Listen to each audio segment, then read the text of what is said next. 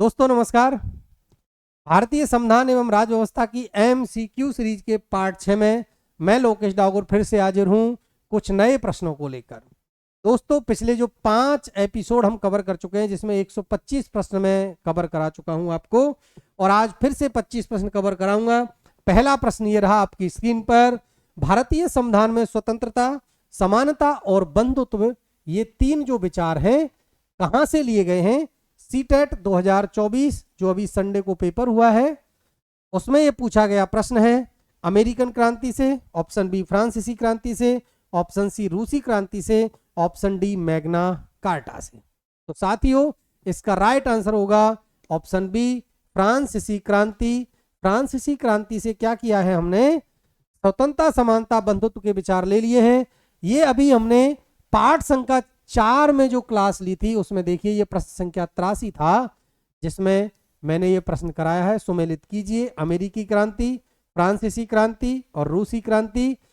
अमेरिकी क्रांति से हमने राजनीतिक स्वतंत्रता और वैयक्तिक स्वतंत्रता का विचार ले लिया। फ्रांसीसी क्रांति से स्वतंत्रता, समानता और बंधुत्व, और रूस से बात कर ली हमने आर्थिक समानता या आर्थिक न्याय की। दोस्तों ये प्रश्न था सीटेट 2024 में पूछा गया है और अभी लास्ट 4th नंबर की क्लास में मैंने ये आपको कराया था।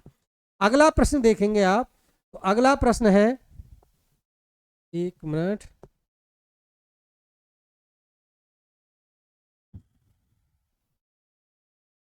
ये रहा।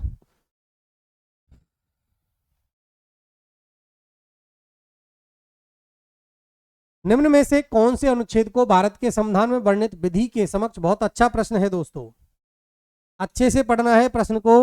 निम्न में से कौन से अनुच्छेद को भारत के संविधान में वर्णित विधि के समक्ष समानता का अपवाद माना जा सकता है? सबसे पहले बात की है विधि के समक्ष समानता की। ऑप्शन देख लें। अनुच्छेद 361, अनुच्छेद 105, अनुच्छेद 194। सही कूट के माध्यम से उत्तर का चयन कीजिए। केवल एक और दो, 1 2 3 सभी। अच्छे से प्रश्न को पढ़ना है, बहुत अच्छा प्रश्न है। आप देखेंगे विधि के समक्ष समानता। विधि के समक्ष समानता दोस्तों अनुच्छेद 14 में वर्णित है भारतीय संविधान के में, और अनुच्छेद 14 में 2 शब्दावली आपको देखने को मिलती हैं। एक मिलेगी विधि के समक्ष समानता, और विधि के समक्ष समानता का प्रावधान हमने ले लिया ब्रिटेन से। कहां से ले लिया? ब्रिटेन से। एक आपको मिलता है इसी में विधि का समान संरक्षण। क्या मिलेगा? विधि का समान संरक्षण, इक्वल प्रोटेक्शन ऑफ लॉ।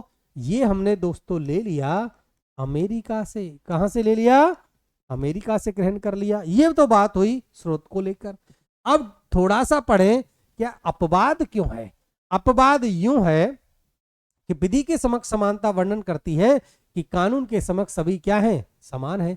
लेकिन जब आप देखोगे आर्टिकल 361 तो इसमें जैसे राष्ट्रपति है, इसमें आपका राज्यपाल है, पद पर रहते हुए कोई भी न्यायिक कार्यवाही अमल में नहीं ला जा सकती है।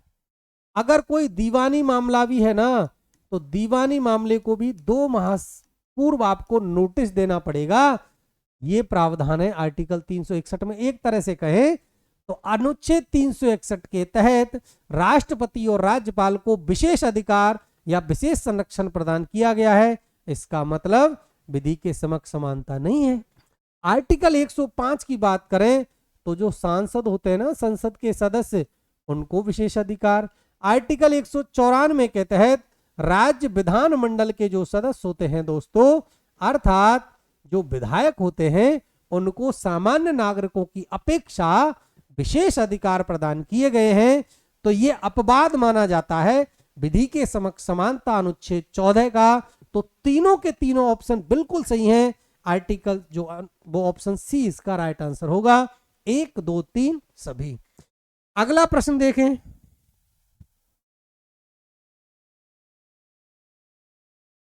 केसी बियर ने भारत की संघीय व्यवस्था को क्या कहा है? ऑप्शन ए दोहरा संघवाद, ऑप्शन बी सहकारी संघवाद, ऑप्शन सी अर्ध संघात्मक, और ऑप्शन डी परम संघवाद। बहुत अच्छा प्रश्न है। ऑप्शन सी इसका राइट आंसर होगा। केसी जो बियर हैं भारत की संघीय व्यवस्था को साथियों क्या कहते हैं? अर्धसंघात्मक अर्धसंघात्मक व्यवस्था की संज्ञा देने वाले जो विचारक हैं वो है क्या है, केसी बियर, है ना। अगला प्रश्न देखते हैं।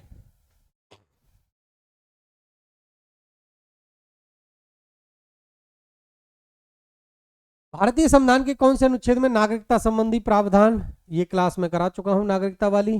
ज्यादातर प्रश्न आपको इस क्लास में नागरिकता वाले ही मिलेंगे क्योंकि मैंने वो ही प्रश्न लेकर आया हूं जो मैं कवर करा चुका हूं।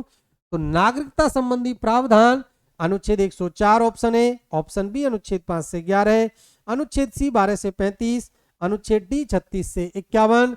नागरिकता संबंधी प्रावधानों की बात करें दोस्तों तो भारतीय संविधान का भाग 2 अनुच्छेद 5 से 11 जिसमें आपको वर्णन मिलेगा नागरिकता का। ये भी बात कर लें आर्टिकल 1 से 4, ये क्या है, ये भाग 1 है, इसमें वर्णन मिलेगा संघ व राज्य क्षेत्र का। आर्टिकल 12 से 35 भारतीय संविधान का भाग 3 जिसमें मौलिक अधिकार संबंधी प्रावधान आपको देखने को मिलेंगे। क्लियर है दोस्तों। अनुच्छेद 36 से 51 भारतीय संविधान का भाग 4 डीपीएसपी नीति निर्देशक तत्वों के बारे में वर्णन करता है। चलते हैं अगले प्रश्न पर।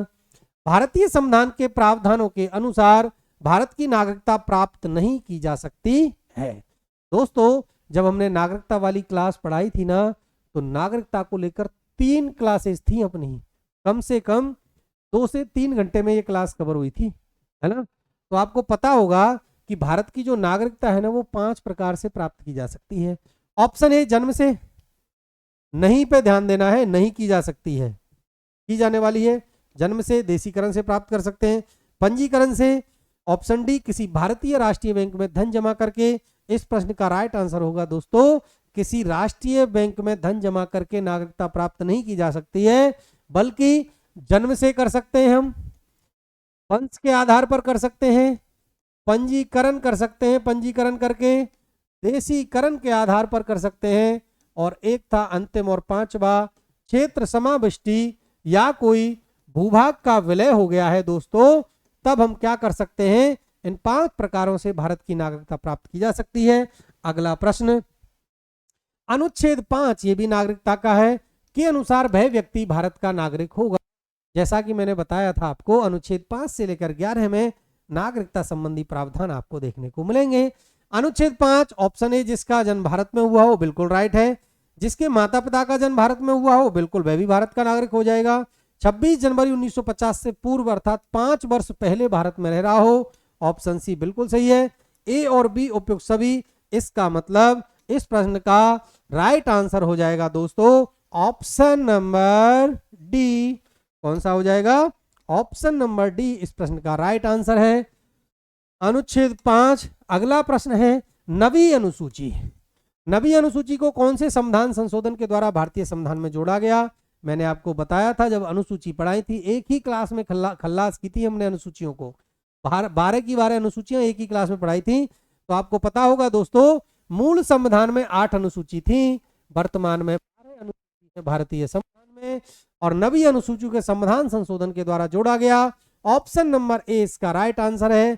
प्रथम संविधान संशोधन 1951 के द्वारा भारतीय संविधान में कौन सी अनुसूची जोड़ी गई दोस्तों, नवी अनुसूची जोड़ी गई, जिसमें आपको मिलेंगे भू राजस्व तथा जमींदारी प्रथा को समाप्त करने से लेकर प्रावधान, समाप्ति को लेकर प्रावधान थे। प्रथम संविधान संशोधन 1951 के द्वारा जोड़ा गया नवी अनुसूची। थोड़ी तबीयत खराब है, रात के बज रहे हैं 1। नागरिकता अधिनियम 1955 के अधीन भारतीय नागरिकता कितने प्रकार से अर्जित की जा सकती है। तो अभी पिछली प्रश्न था 131, इसमें भी बताया था कितने प्रकार हैं, 5 प्रकार हैं दोस्तों, जन्म से, वंश से, पंजीकरण से, देशीकरण से और क्षेत्र विलय या क्षेत्र समाविष्टि के आधार पर। ये 5 प्रकार हैं जिनके आधार पर हम क्या कर सकते हैं, भारत की नागरिकता प्राप्त कर सकते हैं। अगला प्रश्न देखेंगे विदेशी राज्य की नागरिकता स्वेच्छा से अर्जित करने वाले व्यक्ति की नागरिकता समाप्त हो जाएगी। बिल्कुल सही है क्या? बिल्कुल सही है। भारतीय संविधान के कौन से अनुच्छेद, भाई इसने तो अनुच्छेद पूछ लिया, क्या पूछ लिया? अनुच्छेद पूछ लिया। ये तो राइट है, बिल्कुल समाप्त होगी, लेकिन ये कौन से आर्टिकल में वर्णन है? अनुच्छेद 5 ऑप्शन ए, ऑप्शन बी अनुच्छेद 7, ऑप्शन सी अनुच्छेद 8 या ऑप्शन डी अनुच्छेद 9। तो दोस्तों आप देखोगे अनुच्छेद कौन सा है? अनुच्छेद 9 इसका राइट आंसर हो जाएगा, क्योंकि आर्टिकल नंबर 9 क्या कहता है कि अगर कोई व्यक्ति स्वेच्छा से दूसरे देश की नागरिकता ग्रहण कर लेता है तो उसकी नागरिकता समाप्त हो जाएगी, क्योंकि केवल और केवल एकल नागरिकता का प्रावधान है, जो हमने कहां से ले लिया दोस्तों?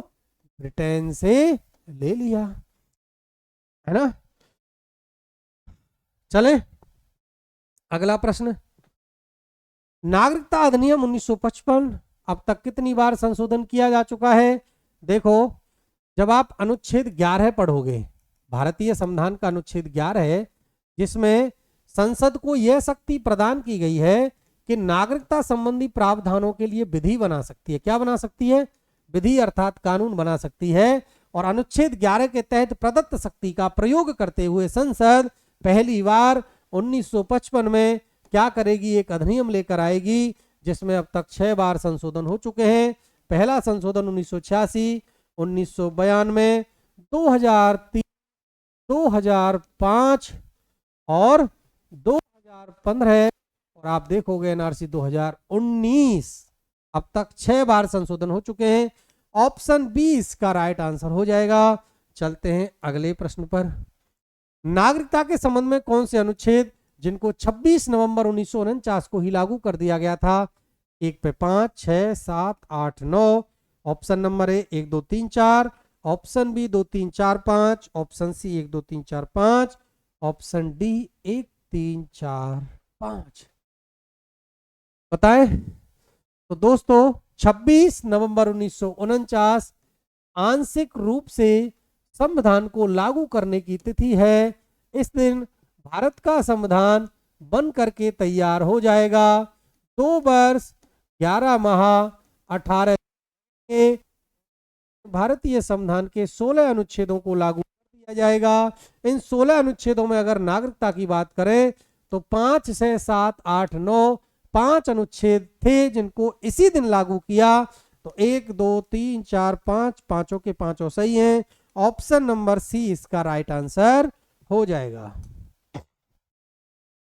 पुनर्वास अनुज्ञा प्रणाली, स्टार लगाने ला, अच्छा प्रश्न है। परमिट अधिनियम को लेकर यह प्रश्न पूछा गया है। परमिट अधिनियम जारी करने की तिथि कौन सी है? 19 जुलाई 1948 ऑप्शन नंबर ए, बी है 1 मार्च 1947, 15 अगस्त 1947, 26 जनवरी 1950। तो आप बताएंगे परमिट अधिनियम जारी किस तारीख को किया गया था? तो ये डेट है ऑप्शन नंबर ए 19 जुलाई 1948 को। साथियों आपने पढ़ा था, कौन सा था बता दो? आर्टिकल 6, अनुच्छेद 6 में वर्णन था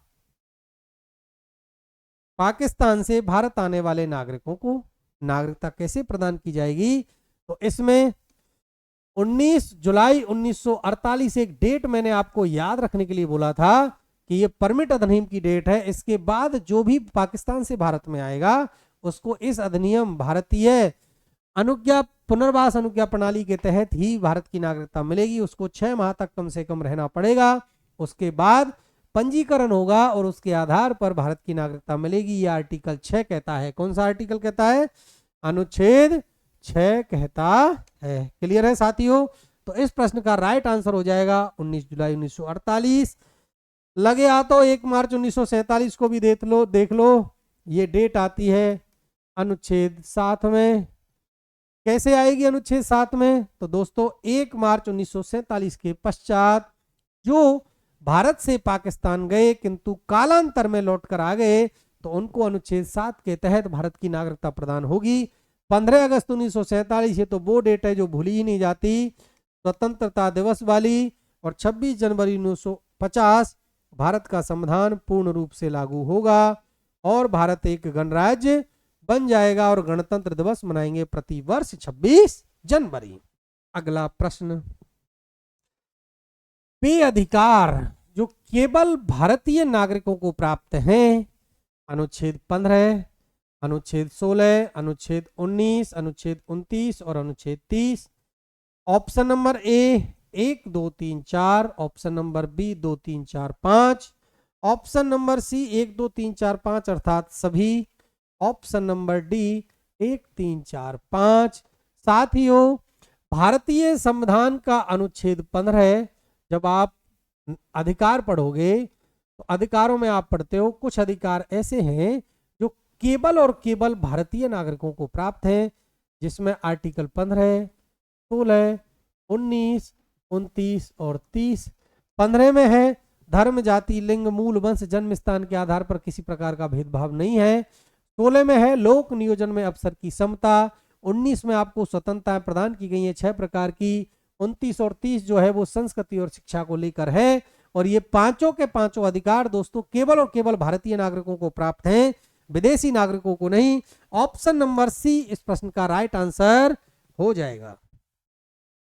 भारतीय संविधान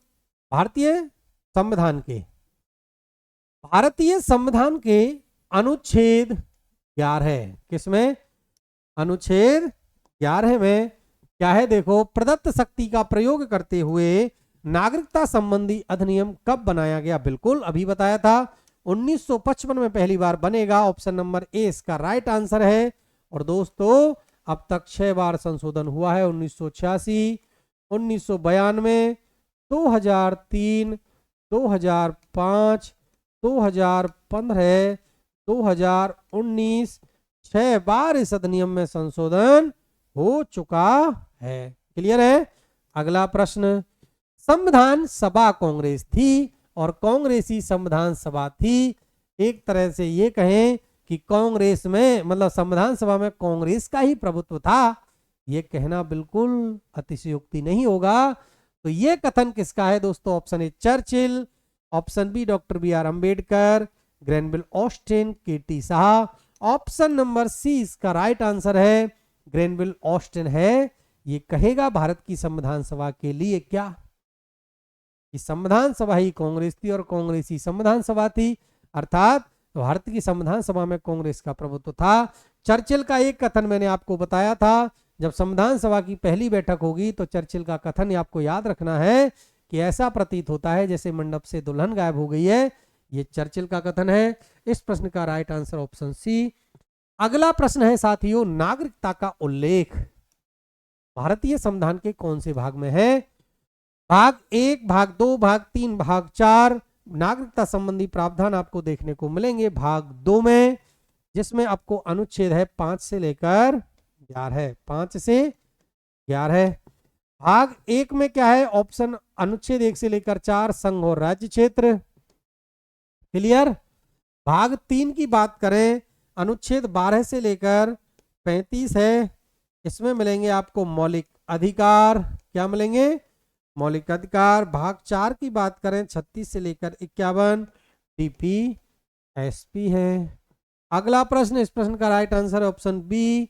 अगला जो प्रश्न वो है, निम्न में से कौन एक भारतीय संघवाद का लक्षण नहीं है? संघवाद का मतलब है, ऑप्शन को अच्छे से पढ़ें और इस प्रश्न का राइट आंसर आपको कमेंट में देना है, लिखना है।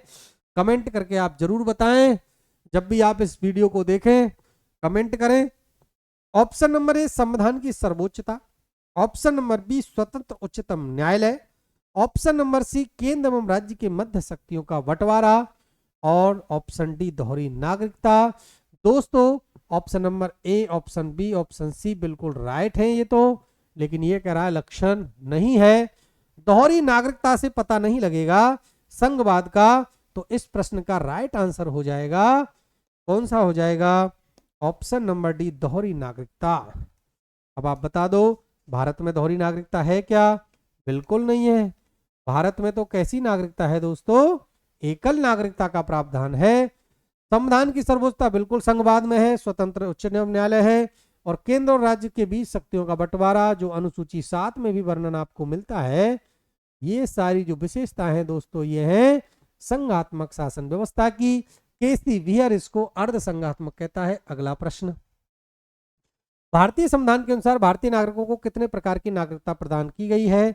ऑप्शन नंबर ए 1 प्रकार की, 2 प्रकार की, 3 प्रकार की, 4 प्रकार की। तो ऑप्शन नंबर ए इसका राइट आंसर है, क्योंकि भारत में केवल और केवल एकल नागरिकता का प्रावधान मिलता है। और एकल नागरिकता का प्रावधान हमने दोस्तों कहां से ले लिया? ब्रिटेन से ले लिया। कहां से लिया है? ब्रिटेन से लिया है।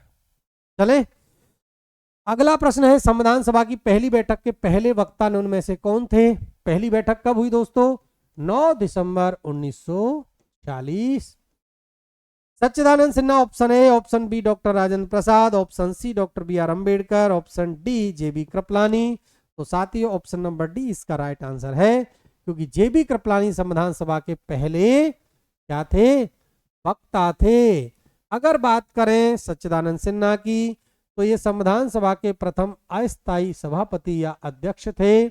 अगर बात करें डॉक्टर राजेंद्र प्रसाद की, तो स्थायी सभापति जो कि 11 दिसंबर 1940 को बनेंगे।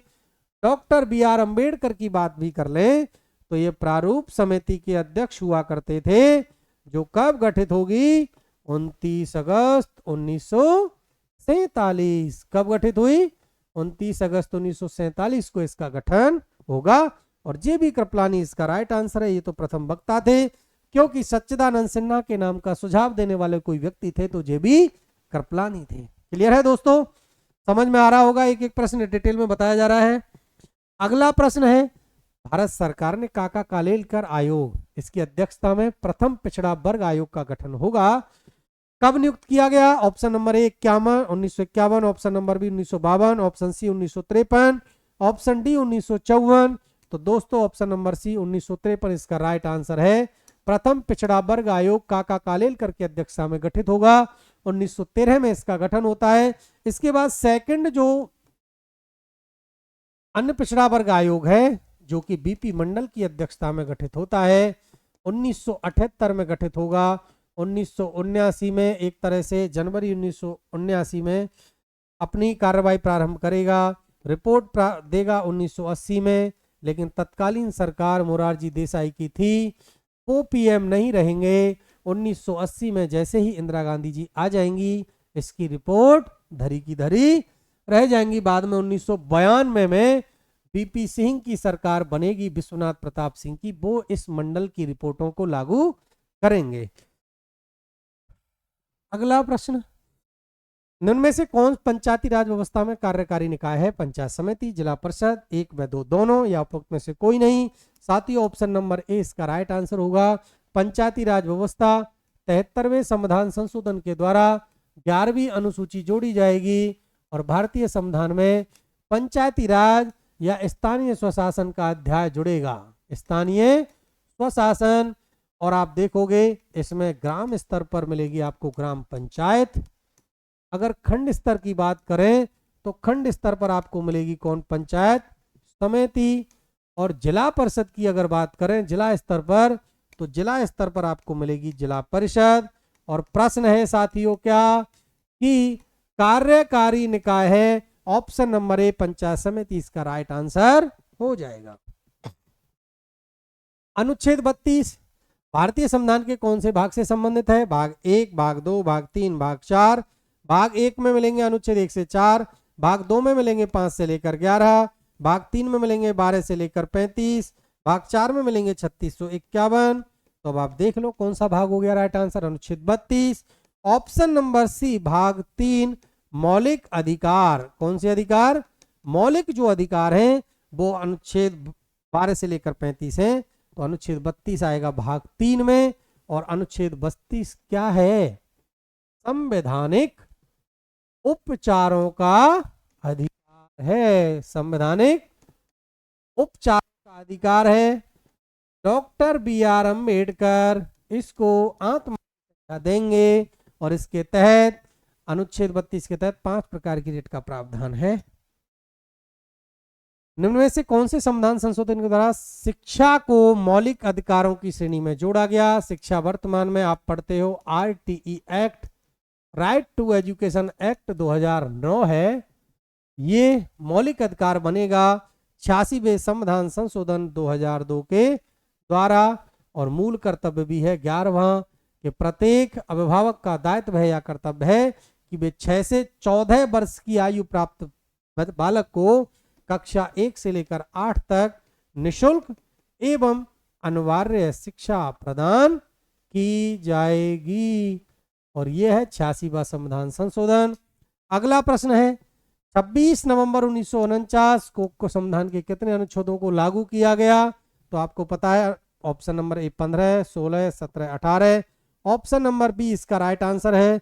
भारतीय संविधान के 16 अनुच्छेदों को साथियों 26 नवंबर 1949 को ही लागू कर दिया गया, इसलिए आंशिक रूप से लागू होगा। 5, 6, 7, 8 और 9 अनुच्छेद 60, 324, 366, 367, 379, 380, 388, 391, 392, 393 और 394, ये 16 अनुच्छेद हैं जो 26 नवंबर 1949 को ही क्या हो जाएंगे, लागू हो जाएंगे। आज की क्लास का अंतिम प्रश्न है और बहुत अच्छा प्रश्न है। निम्न में से कौन सा प्रावधान कनाडा के संविधान से भारतीय संविधान द्वारा नहीं अपनाया? 3 तो अपनाए गए हैं, एक आपको देखना है कौन सा नहीं है। सशक्त केंद्र के साथ संघीय व्यवस्था, केंद्र द्वारा राज्यपालों की नियुक्ति, उच्चतम न्यायालय का परामर्शी न्यायालय और राज्यसभा के लिए सदस्यों का नामांकन। तो आप देखोगे सशक्त केंद्र की बात बिल्कुल कनाडा में है। केंद्र राज्यपालों की नियुक्ति करेगा, बिल्कुल कनाडा से है। उच्चतम न्यायालय आर्टिकल 143 के तहत, अनुच्छेद 143 के तहत ये परामर्शी न्यायालय है, राष्ट्रपति से परामर्श ले सकता है। ये तीनों तो सही हैं। इसका राइट आंसर हो जाएगा साथियों ऑप्शन नंबर डी। इसका मतलब कौन सी व्यवस्था नहीं ली है कनाडा से हमने? तो वो नहीं ली है राज्यसभा के लिए सदस्यों का मनोनयन। लेकिन साथ में आपको ये भी याद होना चाहिए कि ये लिया कहाँ से है। तो ये हमने भारत के संविधान में ग्रहण कर लिया है आयरलैंड से। और ये तीनों के तीनों प्रावधान हैं ये हमने लिए हैं कनाडा से। आज की क्लास में बस इतना ही। मिलते हैं कल फिर से नए प्रश्नों के साथ। तब तक के लिए आपको बहुत बहुत धन्यवाद।